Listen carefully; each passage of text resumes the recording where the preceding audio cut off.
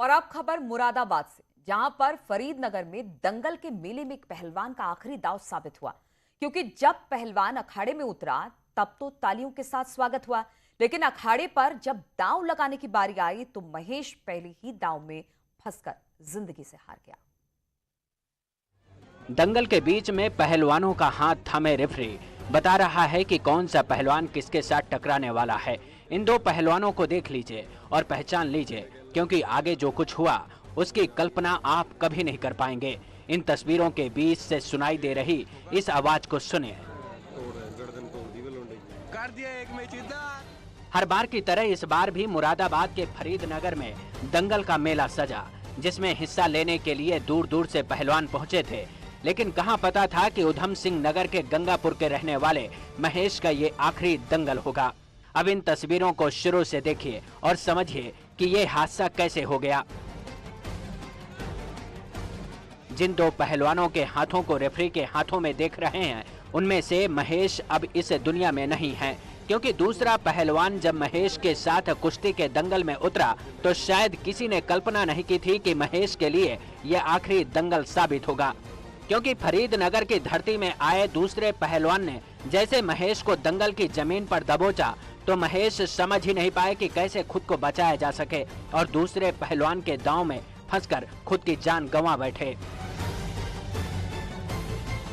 क्योंकि जब पहलवान ने महेश को दबोचा तो उसने उसकी गर्दन के बल जमीन पर पटक दिया, जिससे महेश की गर्दन की हड्डी टूट गई। जिसके बाद पहलवान ने महेश के सिर को हिलाया और महेश चारों खाने चित हो गया।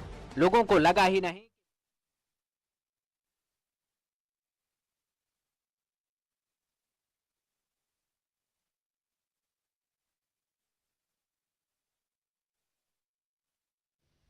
आज के हमारे दूसरे सम्मानित व्यक्ति हैं भारतेंदु जी के प्रपौत्र श्री दीपेश चौधरी जी, जो वाराणसी से पधारे हैं। हम सब उनका स्वागत अभिनंदन तालियों के माध्यम से करते हैं। स्वागत अभिनंदन। तत्पश्चात अति आदर के साथ मैं श्री हेमेंद्र भाटिया जी को मंच पर आमंत्रित करूंगी। लेखक, अभिनेता, निर्देशक, परिकल्पक, शिक्षाविद, रंगमंच, भारतीय सिनेमा एवं धारावाहिक श्री हेमेंद्र भाटिया जी। हमारे अगले सम्मानित सदस्य हैं जो अकादमी के संस्थापक प्रशिक्षक हैं। आप एक लेखक, निर्देशक, अभिनेता और रंग शिल्पी हैं। तत्पश्चात श्री सुरेश शर्मा जी को मंच पर आमंत्रित करूंगी। श्री सुरेश शर्मा जी कृपया मंच पर पधारें। आप पूर्व छात्र हैं भारतेंदु नाट्य अकादमी एवं तो भारतेंदु की मूर्ति का अनावरण और इस मौके पर कार्यक्रम का आयोजन किया गया है।